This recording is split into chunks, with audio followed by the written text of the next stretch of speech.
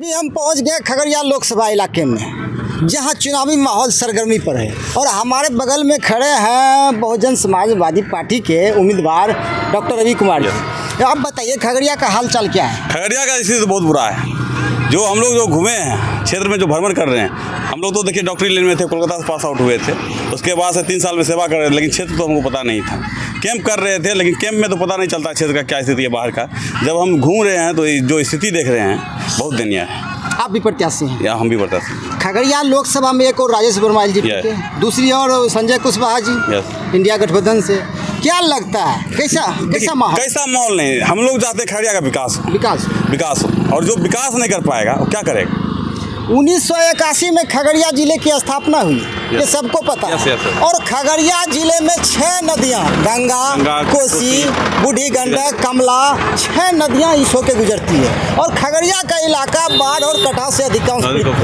लेकिन खगड़िया में इतने सांसद हुए 80 वर्षों से, 80 वर्षों से, लेकिन आज तक जो विकास हुआ समय के साथ हुआ है। आपको क्या लगता है कि किसी सांसद ने विकास किया है? जैसा हुआ है, लेकिन जैसा और विकास होना चाहिए, और होना चाहिए। अब शिक्षा हो गया, हेल्थ हो गया, अभी जैसे पहले जितना विकास हुआ उतना तक ठीक है। आपको लगता है खगड़िया जिले में मात्र एक कोसी कॉलेज है, जो कि उसके बाद तो और कहीं वही कॉलेज नहीं हुआ है ना, इसी तो बोल रहे हैं ना, हेल्थ और एजुकेशन पे विकास नहीं हुआ। कोई उद्योग की स्थापना कुछ नहीं हुई है। उद्योग की स्थापना नहीं हुआ है। मक्के यहाँ होती है, इथेनॉल की एक फैक्ट्री लगाया जाए यहाँ पे।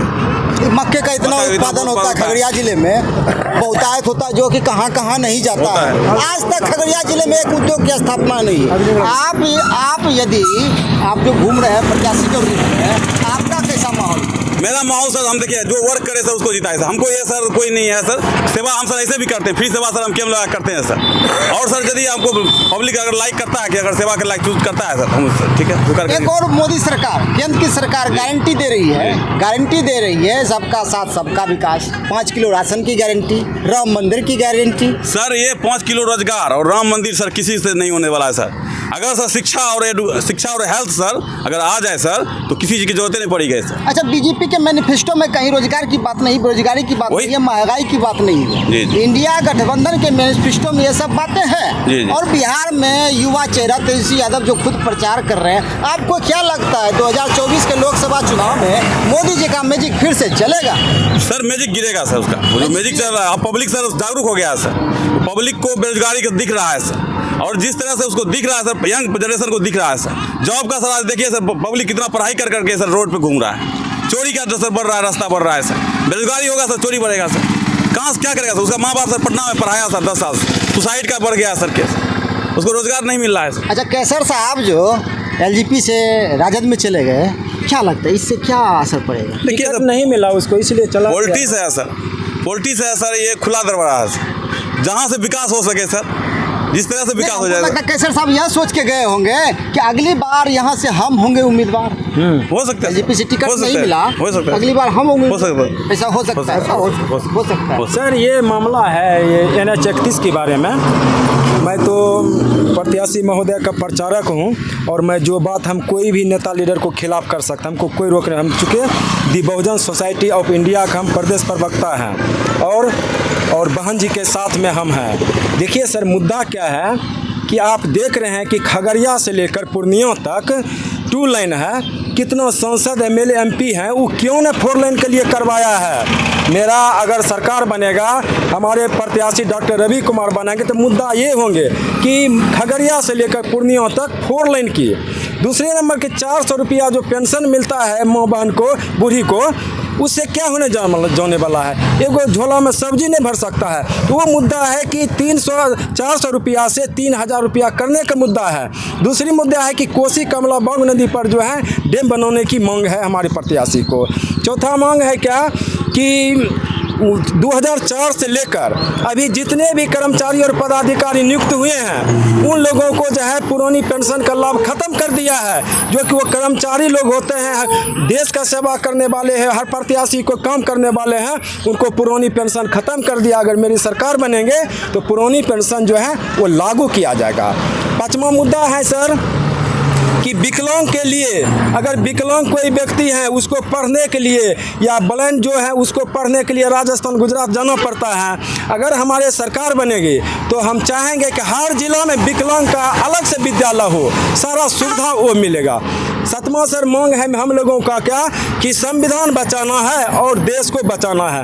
मोदी सरकार जो है 5 किलो अनाज देकर देश को जो है बर्बाद करने की साजिश है, वो चलने वाले नहीं है। चूँकि संविधान है तो हम जो है चुनाव लड़ रहे हैं, कल संविधान खत्म हो जाएगा तो हम वार्ड से भी जीत नहीं सकते हैं। इसलिए हमको संविधान बचाना है और समता मुल्क का स्थापना करना है और आरक्षण को बचाना है। जो आरक्षण की बात करेंगे हमारे प्रत्याशी महोदय उनसे कदम मिला के चलेंगे भविष्य में, लेकिन हमारा सरकार अभी तो है नहीं, लेकिन मुझे विश्वास है कि अब की बार अपार वोट से हमारे प्रत्याशी महोदय जीतेंगे। क्योंकि राजेश वर्मा जो है क्या खगड़िया के हैं, खगड़िया में लोग नहीं हैं। क्यों रामविलास पासवान का लड़का उसको खगड़िया लोगों को कान टिकट दिया, कार्यकर्ता को दे देता, भिखमंगा को देता। आज गुंडा बैंक चलाने वाले और दलित शोषित का जो है जमीन कब्जा करने वाला को टिकट मिला है, क्यों नहीं इसको टिकट मिलना चाहिए था।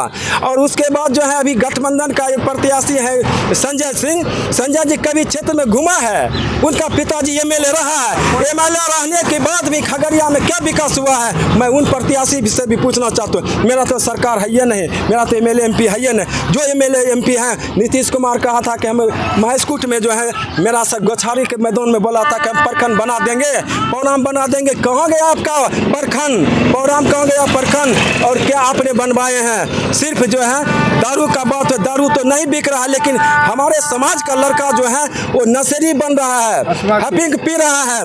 अगर है मुख्यमंत्री में ताकत तो पंचायत में जाके थाना अध्यक्ष को नियुक्त कर दे, वहाँ का पदाधिकारी जो नियुक्त हो जाए और जितने भी नशीला है बगीचा में जाके चेक करे। हर बगीचा में नशीला आदमी जो है बैठल रहता है, नशा का यूज करता है, उस पर हमारे मुख्यमंत्री क्यों नहीं ध्यान दिया? रोजगार के बारे में क्या? हाँ, रोजगार का बारे में मेरा जो है सरकार, रोजगार के बारे में जो आप बोल रहे हैं, मेरी सरकार बनेंगे तो रोजगार के लिए रोजगार देंगे। उन्होंने कहा कि 1 लाख रोजगार दिए हैं, हमारे पार्टी का सरकार बनेंगे तो 5 लाख बिहार में रोजगार मिलेगा। ऐसा देखा जा रहा है कि आज भी बिहार के मजदूर जी बाहर कमाने जा रहे हैं। वोटिंग का समय था, 26 अप्रैल को भागलपुर लोकसभा में वोटिंग था। हम देख रहे हैं कि 24 अप्रैल 23 अप्रैल को वो भागलपुर स्टेशन पर सैकड़ों मजदूर कमाने जा रहे हैं। तो इसलिए रोजगार गारंटी योजना है, जितना नाम है उन लोगों को शोषण किया जा रहा है, उनका पैसा दूसरे के खाता में जा रहा है। तो क्या करेगा? पेट नहीं भरेगा तो बाहर तो प्लान करवे करेगा ना। ये तो हमारी जो वर्तमान सरकार है उसको सोचना चाहिए था जी। अच्छा, राजेश वर्मा भागलपुर से आते हैं यहाँ प्रत्याशी के रूप में, इसका क्या असर पड़ेगा खगड़िया लोग? कोई असर नहीं, 0 रन पर आउट हो जाएंगे वो। उसके बारे में मैं भी दलित का बेटा हूँ, दलित का जमीन हड़पने की बात करता है उन्होंने, उस पर SC ST मुकदमा है, उन पर पैसा लेकर बना है, टिकट दिया है, टिकट लिया है उन्होंने। पूरा जनता जानता है, क्योंकि उसका बहुजन अथी क्या कहते हैं रामविलास पार्टी का जो है चिराग, उनका खुद पासवान लोग कहता है कि कार्यकर्ता को क्यों नहीं दिया है। पासवान समाज के लोग भी जो है आपके बार उसका औकात दिखा देंगे उनको, न खुश है पासवान समाज का लोग भी उनसे। खैर, खगड़िया लोकसभा के चुनाव परिणाम जो भी हो, हमारे बगल में मौजूद हैं यहाँ खगड़िया लोकसभा के बसपा प्रत्याशी डॉक्टर रवि कुमार जी। अब 7 तारीख को यहाँ वोटिंग है, जनता का क्या विचार होता है, किन्हें अपना सांसद चुनती है, ये तो रिजल्ट ही बताएगा। धन्यवाद।